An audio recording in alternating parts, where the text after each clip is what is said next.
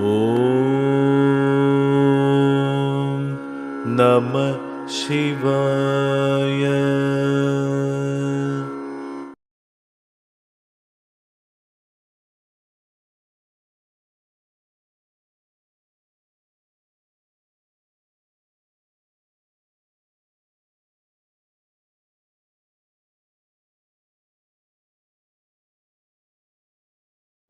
അപ്പോൾ ഈ ശാസ്ത്രം എങ്ങനെയുണ്ടായി അത് പറയേണ്ടി. ഇപ്പോൾ സ്വരയോഗ എന്ന് പറയുന്ന ഇതിൽ നിന്ന് എടുത്ത് വച്ചിരിക്കുന്ന ഒരു സാധനമാണ്. അപ്പോൾ ഞങ്ങൾ പുസ്തകങ്ങളിൽ പിന്നെ ശിവനും പാർവതിയും തമ്മിലുള്ള സംവാദത്തിൽ ഇങ്ങനെ പറഞ്ഞ ഇത് തന്നെയാണ്. അപ്പോൾ ശരയോഗി അത് തന്നെയാണോ? ശിവാൻ എന്ന് പറഞ്ഞാൽ അവർ പറയുന്നത് ശിവൻ എന്നാ, ഞങ്ങൾ പറയുന്നത് ശങ്കരനാണ്. അതെ. ശങ്കരൻ ഉമയ്ക്ക് ഉമ ചോദിക്കുന്ന ഒരു ചോദ്യമുണ്ട്. ഈ മനുഷ്യൻ എല്ലാവരും ഇങ്ങനെ കർമ്മം ചെയ്ത് പൊയ്ക്കൊണ്ടിരുന്ന ആരാ നമ്മളെ അറിയുക? അപ്പോൾ ശങ്കരൻ ചോദിച്ചു, നമ്മളെ എന്തിനാ അവരറിയണ്ടേ? അതായത് നമ്മളല്ലേ അവരുടെ ഇന്റേണലായിട്ട് ഉള്ളിരിക്കുന്ന പ്രവർത്തികൾ. ഒന്ന് ശിവമെന്നും ഒന്ന് ശക്തി എന്നും ഒരു പ്രവർത്തിച്ചുകൊണ്ടിരിക്കുന്നു. ഒന്നും ചെയ്യാതെ ഒരു തലച്ചോറ് ഇരിപ്പുണ്ട്. തലച്ചോറ് എന്ത് ചെയ്യുന്നു നേട്ടം? ഒന്നുമില്ല, അത് മൂവില്ല, അനങ്ങില്ല. അതിന് സന്ദേശങ്ങൾ മാത്രം പോകുന്നു, അത് പാസ് ചെയ്തുകൊണ്ടിരിക്കും. അതിൻ്റെ പേര് ഊർജം. പ്രവർത്തിക്കുന്ന താഴെ ഇരിപ്പുണ്ട് കുണ്ടലിനി എന്ന ശക്തി. ഈ രണ്ടു പേരായിട്ട് നമ്മൾ അതിനകത്ത് ഇരിപ്പുണ്ട്. നമ്മളാരും മനസ്സിലാക്കുന്നില്ല. അപ്പോൾ ഇത് മനസ്സിലാക്കാൻ എന്ത് മാർഗമുണ്ട് എന്ന് ചോദിച്ചതിന് ശങ്കരൻ കൊടുത്ത ഉത്തരമാ, പുള്ളി രണ്ട് മൂക്കിലൂടെ ശ്വാസം വലിക്കുമെങ്കിൽ ആ എടുക്കുന്ന ശ്വാസത്തെ മനസ്സിലാക്കാൻ പുള്ളിക്ക് കഴിവുണ്ടാകുമെങ്കിൽ അവൻ നമ്മളായിത്തീരും. ആ കഴിവാ അവന്. പിന്നെ ഈ ഭൂമിയിൽ ഒരിക്കലും നാശമില്ലാത്തൊരു ലോകം ഞാൻ ഉണ്ടാക്കി കൊടുക്കും. അപ്പോൾ അങ്ങനെ ഇപ്പോൾ ചുരുക്കം ചിലരേ ഉള്ളൂ. അപ്പോൾ അതും വച്ചിട്ട് ഇത് ഒരു 2 മണിക്കൂർ ഇടവിട്ട ഒരു ശരം മാറുന്ന ശരം എന്നത് ഞാൻ പറഞ്ഞ മനസ്സിലായില്ല. ശ്വാസം എന്നത് അതിൻ്റെ ഉപകരണം എന്ന് വേണം പറയാം. ശരം ട്രാവൽ ചെയ്യാൻ വേണ്ടത് ശ്വാസമാണ്. മനസ്സിലാകുന്നത്? ശരം ഒരു കർമ്മബന്ധിതമായ വിഷയം. അത് നമ്മുടെ ശ്വാസത്തിലൂടെയാണ് ഉള്ളിലേക്ക് വരുന്നത്. അപ്പോൾ ഈ ശ്വാസത്തിൽ അത് സഞ്ചരിക്കുന്നത്. അതുകൊണ്ട് അതിൻ്റെ പേര് ശ്വാസം, നമ്മൾ വസിക്കാൻ ഉപയോഗിക്കുന്ന സാധനം. അപ്പം ശരം എൻ്റെ കർമ്മം. ഞാൻ അതിനകത്ത് ഈ കർമ്മത്തെ എടുത്തു വച്ചിട്ട് ഈ വാസത്തിൽ ശ്വാസത്തിൽ കൂടെ ഞാൻ സഞ്ചരിച്ചുകൊണ്ടിരിക്കുന്നു. അപ്പോൾ സഞ്ചരിക്കുമ്പോൾ എവിടെയാണ് സഞ്ചരിക്കേണ്ടതെന്ന് അറിയണ്ടേ? അപ്പോൾ ഇത് സ്വരയോഗയിൽ എങ്ങനെയാണെന്ന് പറഞ്ഞാൽ 1 മണിക്കൂർ എന്നാണ് പറഞ്ഞു വെച്ചിരിക്കുന്നത്. നമുക്ക് 2 മണിക്കൂറുണ്ട്. കാരണം നമുക്ക് 12 സൈക്കിളാണ് എന്ന് പറഞ്ഞാൽ 12 രാശികളുണ്ട് പ്രകൃതിയിൽ. ഇപ്പോൾ 12 രാശിയിൽ ഒരു രാശിയിൽ 2 മണിക്കൂർ ട്രാവൽ ചെയ്യണം. അങ്ങനെ 24 മണിക്കൂർ ഒരു ദിവസം തീരും. അത് ഒരിക്കൽ ട്രാവൽ ചെയ്താൽ പോരാ. കാരണം ഓരോ അവയവവും 2 മണിക്കൂർ കറക്റ്റാണ് പ്രവർത്തിക്കും. നമ്മുടെ ഓർഗാൻസ്, ആ ഓർഗാൻസിന് എന്ത് വേണം എന്ന് തീരുമാനിക്കുന്നതാ ഈ ശരം. ഇപ്പം നമുക്ക് ശ്വാസകോശത്തിൽ 2 മണിക്കൂർ പ്രവർത്തിക്കേണ്ട സമയമുണ്ട്. അപ്പോൾ ഓരോന്നിനും ഒരു ടൈം കൊടുത്തിട്ടുണ്ട്. ആ ടൈം പ്രകാരം അതിൻ്റെ പ്രവർത്തനത്തെ മൂവ് ചെയ്യാൻ വേണ്ടിയിട്ട് നമ്മുടെ 2 നാഡികൾ, ഒന്ന് ഇടകല നാഡി, ഒന്ന് പിങ്കല നാഡി. ഈ ഇടയും കലയും ചേർന്ന് ഒന്ന് തണുപ്പിക്കുകയും ഒന്ന് ചൂടാക്കുകയും ചെയ്തുകൊണ്ടിരിക്കും. അപ്പോൾ പ്രകൃതിയിലെ ഊർജ്ജം എന്തായിരിക്കുന്നത്? പ്രകൃതിയിൽ നിൽക്കുന്ന വായുമണ്ഡലത്തിലുണ്ടാകുന്ന വായു എന്താണെന്ന് ചോദിച്ചാൽ പ്യൂർ തണുത്ത വായുവാണ്. അതിന് ചൂടില്ല. അതിനെ വീണ്ടും തണുപ്പിക്കുന്നതാ ചന്ദ്രനാടി. ഉള്ളിലേക്ക് എടുത്തു കഴിഞ്ഞാൽ അത് വീണ്ടും ഫ്രീസ് ചെയ്യും.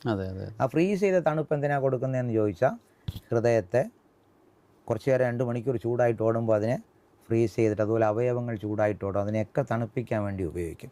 സെല്ലുകളിലിരിക്കുന്ന പരിവർത്തനത്തിന് ഉപയോഗിക്കും. ഇപ്പോൾ ഒരു ഗർഭപാത്രത്തിനകത്തിരിക്കുന്ന അണ്ടത്തെ സേവ് ചെയ്യാൻ ഉപയോഗിക്കും. അണ്ടത്തിനകത്ത് അണ്ടമിരിക്കുന്ന ഓവറി ഫ്രീസ് ചെയ്ത് വെച്ചിരിക്കുന്ന ഒരു സാധനമാണ്. ഭയങ്കര കൂളിങ്ങാണ്. ഇവിടെ എങ്ങനെയാണ് അതിനകത്ത് കൂളിങ് വന്നത്? അപ്പം നമ്മുടെ ഈ നാഡി കറക്റ്റ് അവിടെ കണ്ണ് കൂളിങ്ങാണ്. ഇതിനെന്താ കൂളിങ് വരുന്നത്? നാക്ക് എപ്പോഴും നമുക്ക് ചൂടുണ്ടെങ്കിലും തണുത്തായിരിക്കുന്നത്. അതിനെങ്ങനെയായി തണുപ്പ് വരുന്നത്? ഇതെല്ലാം കൊടുക്കാൻ നമുക്ക് ചന്ദ്രനാടി വേണം. ഇനി ഒരു 2 മണിക്കൂർ കഴിയുമ്പോൾ ഇതിൻ്റെ പ്രവർത്തനത്താൽ ഉണ്ടായ മറ്റുള്ള പ്രവർത്തനങ്ങളെ ശരിയാക്കാൻ വേണ്ടിയിട്ട് സൂര്യനാടി വേണം. അങ്ങനെ ചന്ദ്രസൂര്യനാടികളിലൂടെ നമ്മുടെ ശരത്തെ, നമ്മുടെ ആയുസ്, ശരമെന്ന് പറഞ്ഞാൽ ശരിക്കും ഒരു അറിവിൽ നിന്ന് ഇങ്ങോട്ട് വന്ന ഒരു ബുദ്ധിമുട്ടുള്ള ഒരു കാര്യമാണ്. ശരത്തിന്റെ എക്സ്പ്ലനേഷൻ എന്തായിട്ട് നമുക്ക് പറയാൻ പറ്റും? കർമ്മ എന്നങ്ങ് പറഞ്ഞു. അപ്പോൾ യഥാർത്ഥത്തിൽ ശരം എന്നാൽ തുടർച്ച. എന്നാണ്. അതാ. ആ തുടർച്ച എന്താണെന്ന് ചോദിച്ചാൽ ഇപ്പോഴും പറയാം. ഫുൾ ഡെഫിനിഷൻ എന്നാൽ അറിവുകളൊന്നുമില്ലാതെ അചരവസ്തുവിൽ നിന്നും ചരവസ്തുവായി ഒരറിവിൽ നിന്നും ആററിവിലേക്ക് എന്നോടൊപ്പം തുടർന്നുകൊണ്ട് എന്നുള്ളിലേക്ക് പ്രവേശിച്ച് ശിരസ് മുതൽ പാദം വരെയുള്ള 108 മർമ്മ പോയിൻസുകളെ ഒരു മുല്ലമാല കെട്ടിയിട്ട് കോർത്ത് വെച്ചിരിക്കുന്ന പോലെ കോർത്ത് വെച്ചും കൊണ്ട് 72,000 ഞരമ്പുകളിലൂടെ സഞ്ചരിച്ച് എന്നെ പ്രവർത്തിപ്പിച്ചു കൊണ്ടിരിക്കുന്ന ഒരു മഹാശക്തിക്ക് പേര് ശരം. ഇതാണ്. അപ്പോൾ ഇതൊരു ചെറിയ വാക്കല്ല. അല്ല.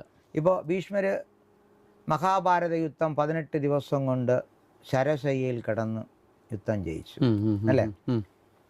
അപ്പോൾ എല്ലാവരും പറയുന്ന ഒരു വാക്കുണ്ട്, പടവ് മരച്ചു വെച്ചിരിക്കും, അമ്പ് ഒരുത്ത് വെച്ചിട്ട് അമ്പിൻ്റെ പുറത്ത് ഭീഷ്മർ കിടന്നു.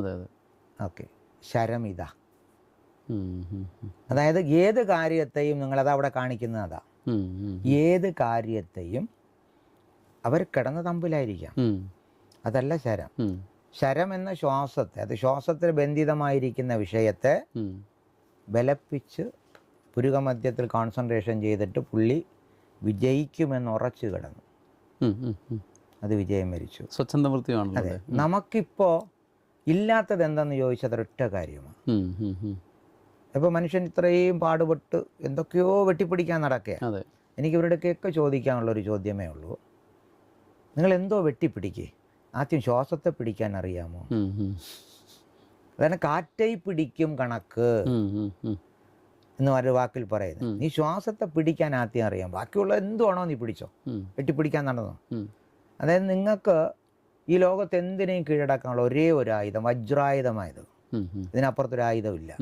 ഇപ്പോൾ ഉദാഹരണത്തിന് ഒരാൾ ശംഖ് പിടിച്ചിട്ടുണ്ട് മഹാവിഷ്ണു, വലത് കയ്യിൽ ചക്രം പിടിച്ചിട്ടുണ്ട് അല്ലേ, ഒരു ഗത താഴെ വെച്ചിട്ടുണ്ട്. ഇതൊരു സിംബോളിക്കാ. ഇതെത്ര പേർക്കറിയാം? ശംഖ് നാദം. ഓക്കെ, അപ്പോൾ ഈ നാദത്തെ ശരത്തിലാ പറഞ്ഞിരിക്കുന്നത്. അപ്പോൾ ശരത്തെ ഉപയോഗിക്കുന്നതിനൊരു നാദം കിട്ടാൻ ശബ്ദബ്രഹ്മയോഗ എന്ന് പറയും. അപ്പം അത് നിങ്ങൾ ലഭിച്ചാൽ ചക്രം ചുറ്റിക്കൊണ്ടിരിക്കുന്ന 7 ആധാര ചക്രങ്ങളെ, ചക്രം എന്താ ചെയ്യുന്നതെന്ന് അറിയാമല്ലോ, സുദർശന ചക്രം. അതാണ് സ്വദർശന ചക്രം. ആളുകൾ പറഞ്ഞു സുദർശനമായി. സുദർശന ചക്രം എന്നാണ്. നീ നിന്റെ ഉള്ളിലേക്ക് കണ്ട് നിന്റെ ചക്രത്തെ ദർശിച്ചാൽ, ചലിച്ചുകൊണ്ടിരിക്കുന്ന ഒരു ചക്രമുണ്ട്, അതിനെ നീ ദർശിച്ചാൽ നിന്റെ എല്ലാ പാവങ്ങളെയും അത് നശിപ്പിക്കും. സ്വദർശനമാണ്, സ്വദർശന ചക്രം. അതിന് പറഞ്ഞു സുദർശനം. നല്ല ദർശനത്തിന് വേണ്ടിയുള്ള അതാണ് നല്ല ദർശനം. ഇപ്പൊ അങ്ങ് തന്നെ നേരത്തെ പറഞ്ഞു ഇത് 2 കവാടമാണ് നമുക്ക് ഇന്റേണൽ ലോകത്തിലേക്ക് പോവാൻ.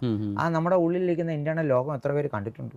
ഇപ്പൊ നമുക്ക് മൂക്കുണ്ട്, 2 ദ്വാരമുണ്ട്, ഇത് രണ്ടും കണക്ട് ആവുന്ന ഇവിടെയാ, തീർന്നു. ഇതുവഴി താഴേക്കാ. ഈ പ്രകൃതിയിലെല്ലാം ദൈവം സൃഷ്ടിച്ചിരിക്കുന്നത് മുകളിൽ നിന്നും താഴേക്ക് പോകാനാ. ആകാശമണ്ഡലത്തിന് മുകളിൽ നിൽക്കുന്ന ഏതെങ്കിലും ഒരു ഗ്രഹം താഴോട്ട് വരുമോ? ഇല്ല. എന്തുകൊണ്ടാ? ഇന്ന് ശാസ്ത്രലോകം നിരീക്ഷിച്ചുകൊണ്ടിരിക്കുക, എന്തുകൊണ്ടാണ് താഴോട്ട് വരുന്നില്ല? നിങ്ങൾ പറയുന്ന ഗുരുത്വാകർഷണം ഉണ്ട്, ഇരുന്നോട്ടെ, തലച്ചോറ് ഒന്നും അല്ലാതെ ഫ്രീ ആയിട്ടായിരിക്കണേ. ഇതിന് 4 ചുറ്റും കുറേ ഞരമ്പുകൾ പൊതിഞ്ഞിരിക്കണം എന്നുള്ളത് എവിടെയും ഘടിപ്പിച്ചിട്ടില്ല അത്. അപ്പോൾ അങ്ങനെ ഇരിക്കുന്ന തലച്ചോറ് എന്താ ഇങ്ങനെ കുടഞ്ഞോണ്ട് ഒരു ലിക്വിഡ് പോലെ ഇരിക്കുന്ന സാധനം മൂക്കിൽ കൂടെ വരാത്തെ വരില്ല.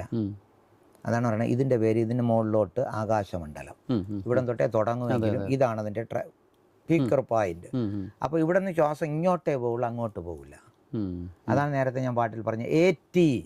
ഇതിന് മുകളിലോട്ട് ആർക്ക് കയറ്റാൻ കഴിയുമോ അതിലൂടെ അവൻ താഴേക്ക് കൊണ്ടുപോകും. മൂലാധാരത്തിൽ അവൻ്റെ കർമ്മത്തെ മൊത്തം എടുത്തിരിച്ച് മുകളിൽ പോകും. അങ്ങനെ പോകാൻ അതാണ് AT. ഇറക്കി ഇരുകാലും പൂരിക്കും. ഗർഭാവസ്ഥയിലിരിക്കുമ്പോഴത്തേക്ക് നമുക്ക് മുകളിലോട്ട് പോകും. നമുക്കപ്പോൾ ശ്വാസം ഇല്ലല്ലോ. അപ്പോഴാണ് നമുക്ക്, അതാണ് നിങ്ങൾക്ക് അറിയാമോ എന്ന് എനിക്കറിയില്ല, ഒന്നുകൂടെ പറയാം. കാരണം ഗർഭത്തിൽ ഞാൻ വയറ്റിയിരിക്കുമ്പോൾ എൻ്റെ അച്ഛൻ പുറത്തു വന്നാൽ എനിക്കറിയാൻ പറ്റും. എങ്ങനെയാ? അച്ഛൻ വന്നിട്ട് അമ്മയുടെ അടുക്കോട്ടെത്തി ആ ഭാഗത്തേക്ക് ചെവി കൊണ്ടുവരും കൊച്ച്. ചവിട്ടും തട്ടും. എന്തിനാണെന്ന് ചോദിച്ചാൽ ഇന്റേണലി പുള്ളിക്കെല്ലാം കാണാൻ പറ്റും, അല്ല അറിയാം, എല്ലാം ഈ ഞാൻ ഓപ്പണാ. പക്ഷെ പുറത്ത് വന്നോണ്ട് ഇതെല്ലാം ബ്ലോക്കായി. അപ്പം നമ്മൾ പറയുന്നത് ഇതെവിടെ മറയ്ക്കപ്പെട്ടു എന്ന് ചോദിച്ചാൽ നിങ്ങളാ മറച്ചേ. നമ്മളിന്ന് കാണുന്ന സമൂഹമാണ് നമ്മളെ മറപ്പിച്ചത്. അതെ. ഉദാഹരണത്തിന് അങ്ങക്ക് ഇപ്പോൾ സെൻസ് ഉണ്ട് അല്ലേ? ഇല്ല, നമുക്ക് സെൻസ് ഇല്ലേ? അതെ, അതെ, സിക്സ് സെൻസ് ഉണ്ടെന്ന് പറയുക. എത്ര പേർക്ക് സിക്സ് സെൻസ് ഉണ്ട്? ചുരുക്കമാണ്. അപ്പോൾ എന്തിനാ ഈ സെൻസ് കൊണ്ട് നടക്കുന്നതെന്നാണ് ചോദിക്കുന്നത്. ഇപ്പോൾ മധുരം ഒന്നാമത് പറയാം, അറിവുണ്ട് നമുക്ക്. ആറാം അറിവ് ഇരിക്കുക. മധുരം എന്താണെന്ന് ചോദിച്ചാൽ മധുരിക്കും, ബാക്കി അറിയില്ല. എന്താ? ആരോ ഇതാണ് മധുരമെന്ന് പറഞ്ഞു, ഞാനത് മധുരമെന്ന് എടുത്തു. അതാണ് മധുരമെന്ന് ഇപ്പോഴും നമുക്കറിയില്ല. ശരിയല്ലേ? ഇതാ ഇവിടെ നടന്നുകൊണ്ടിരിക്കുന്നത്. ഞാൻ അറിഞ്ഞ മധുരം വേറെ ആളിന് പറഞ്ഞു കൊടുക്കാനും പറ്റില്ല, പറയില്ലല്ലോ. ഞാൻ വിവരിക്കാൻ പറ്റുന്നില്ല. ഞാൻ പറയുന്ന മധുരം ഒരു ഹാട്ടാണ്, അതൊരു ഭയങ്കരമായ ഉഷ്ണമുള്ളൊരു സാധനമാണ്. അതെൻ്റെ അനുഭവമാണ്. അതുകൊണ്ട് ആ മധുരം നിങ്ങൾ മുറിവിൽ വെച്ചാൽ മുറിവ് കരിയും. അത് ഭയങ്കര ചൂടുള്ളൊരു സാധനമാണ്. അപ്പോൾ ആ മധുരത്തെക്കുറിച്ച് നമ്മൾ സെൻസ് ചെയ്ത് പഠിക്കണം. ഇതല്ല, അത് ആരോ തന്ന മധുരത്തിൻ്റെ മണ്ടയിൽ നമ്മളിരിക്കുക. ഇപ്പോഴും അങ്ങ് ചോദിക്കുന്നു ചോദ്യങ്ങൾ. അപ്പോൾ ദൈവം, ഞാൻ, ഓരോരുത്തർ ഓരോ അഭിപ്രായമാണ് പറയുന്നത്. ഞാൻ ഇതെല്ലാം തള്ളിക്കളയാൻ പറയും. ഞാനിപ്പോൾ ഒരു അഭിപ്രായം പറയുന്നു. അതും മനുഷ്യൻ എന്ത് ചെയ്യണം? സ്വവിവേക ബുദ്ധിയാൽ കാണും. ഞാനൊന്ന് പറയുന്നു, ഇത് ശരിയാണോ തെറ്റാണോ എന്ന് വിശകലനം ചെയ്ത് അന്വേഷിക്കേണ്ടത് ഒരു മനുഷ്യൻ്റെ ധർമ്മം. അത് ചെയ്യില്ല. ഇപ്പം നമ്മൾ എന്തെങ്കിലും പറഞ്ഞു കഴിഞ്ഞാൽ വിമർശിക്കാൻ 100 പേര് കാണും. പക്ഷെ ഇത് പറയുന്നത് ശരിയാണോ എന്നാരും ചിന്തിക്കാറില്ല, പ്രാക്ടിക്കൽ വൈസിൽ പോകാറില്ല. ഇങ്ങനെയാണ് പഠിക്കാതിരിക്കുന്നത്. അതുകൊണ്ട് നിങ്ങൾക്ക് എന്ത് പറ്റുന്നു? വെറും പുസ്തകജ്ഞാനം മാത്രമേ ഉള്ളൂ, മസ്തകജ്ഞാനം ഇല്ല. നമ്മൾ ആരും നമ്മുടെ ജ്ഞാനത്തെ ഓപ്പൺ ചെയ്യുന്നില്ല. സ്കൂളിൽ നമ്മൾ പഠിപ്പിക്കുന്ന ഒരു പാഠമുണ്ട്, മാതാ പിതാ ഗുരുദൈവം. എന്താ? അമ്മയെ വന്ദിക്കണം, അച്ഛനാണ് ദൈവം, അടുത്ത ഗുരുവാണ് ദൈവം, പിന്നെ ദൈവമാണ് ദൈവം. അത് എവിടെയോ പൊരുത്തക്കേടില്ലേ? അവിടെ ദൈവമാണ് ദൈവം, അതെന്താ ആ ഒരു വാക്ക് വരുന്നത്? ഇല്ല. അപ്പൊ അമ്മയാണ് എനിക്ക് ദൈവം എന്ന് ഞാൻ മനസ്സിലാക്കണം ആദ്യം. ഇനി പിതാവാണ് എനിക്ക് ദൈവം എന്ന് ഞാൻ മനസ്സിലാക്കണം. ഗുരുവാണ് ദൈവം എന്ന് എനിക്ക് മനസ്സിലാക്കിയിട്ട് ഗുരുവിനൂടെ ചോദിക്കണം, ദൈവം എന്താണ്, അതാകാൻ എന്ത് മാർഗം? ഇതാണ് നമുക്ക് ജന്മം നൽകിയ മാതാവ്. ഒരു കൊച്ചു ജനിക്കുമ്പോൾ ഇടനാസികയിലൂടെ ശ്വാസം എടുക്കും. Scientific proof. വലതിലെടുക്കില്ല. വലതിലെടുത്താൽ 3-ാം നാളോ 4-ാം നാളോ മരിക്കും. അപ്പോൾ ഇടനാസികയിലൂടെ ശ്വാസം എടുക്കും. മരിക്കുമ്പോഴും ഇടനാസികയിലൂടെ ശ്വാസം പോകും. അതുകൊണ്ടാണ് സിദ്ധന്മാർ എഴുതി വെച്ചു, ആപതും പെണ്ണാൽ അഴിവതും പെണ്ണാൽ. ചന്ദ്രനാടി സ്ത്രീയാ. അപ്പോൾ ജനിക്കുന്നതും പെണ്ണുകൊണ്ട്, മരിക്കുന്നതും പെണ്ണുകൊണ്ട്. ഇതിനെ ആളുകൾ ചിത്രീകരിച്ചത് എങ്ങനെയാ? അമ്മയിലൂടെ പുറത്തേക്ക് വന്നു, ഒരു സ്ത്രീയിലൂടെ മരിച്ചു വന്നു. വിട്ടിത്തമാ. ഒരു സ്ത്രീയിലൂടെ ആരും മരിക്കാറില്ല. കാരണം ഒരു സ്ത്രീയെ കൊണ്ട് നമുക്ക് നന്മകൾ ഉണ്ടാകുന്നു, നമ്മൾ കൂടെ ജീവിക്കുന്നു, സന്താനങ്ങൾ ഉൽപ്പാദിപ്പിക്കുന്നു, സന്തോഷമായിട്ടായിരിക്കുന്നത്. അടിയും മഴക്കമൊക്കെ ഉണ്ടെങ്കിൽ ആരും മരിക്കാറില്ല.